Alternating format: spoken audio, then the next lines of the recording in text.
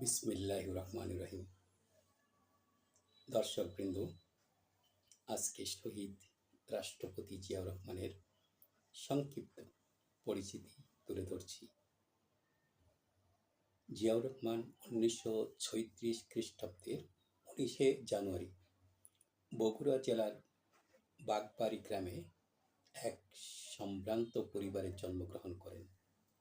তার পিতার নাম মনসুর রহমান এবং মাতার নাম জাহানারা খাতুন ওরফে রানী। তিনি 1953 খ্রিস্টাব্দে পাকিস্তান মিলিটারি একাডেমিতে যোগদান এবং কমিশন লাভ করেন।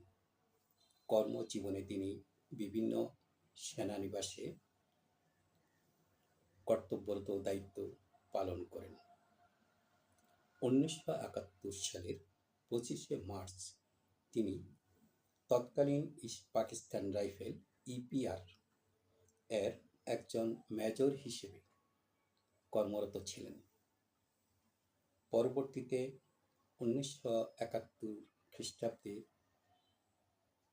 25শে মার্চ কালো রাত্রিতে পাক হানাদার বাহিনী যখন বাঙালি জাতির উপর আক্রমণ করে বসে, তিনি সেই আক্রমণের পাল্টা আক্রমণ বা প্রতিরোধ সংগ্রাম শুরু করেন এবং তার নেতৃত্বে পরবর্তীতে জেড ফোর্স গঠন করা হয়। তিনি একটি সেক্টর কমান্ডার দায়িত্ব পালন করেছিলেন। তিনি 26শে মার্চ কালুরঘাট বেতার কেন্দ্র থেকে স্বাধীনতা ঘোষণা করেছিলেন, যা ছিল ইতিহাসের পাতায় স্বাধীন বাংলাদেশের জন্য একটি ঐতিহাসিক ঘটনা।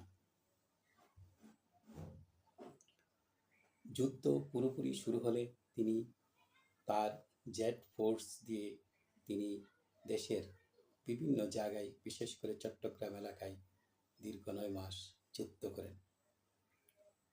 দেশ স্বাধীন হওয়ার পর 1975 খ্রিস্টাব্দের 7ই নভেম্বর সিপাহী জনতার বিপ্লবের মাধ্যমে ক্ষমতার কেন্দ্রবিন্দুতে তিনি অবস্থান করেন এবং উপসেনাবাহিনী প্রধান থেকে দেশের রাষ্ট্রপতির দায়িত্ব ভার গ্রহণ করেন।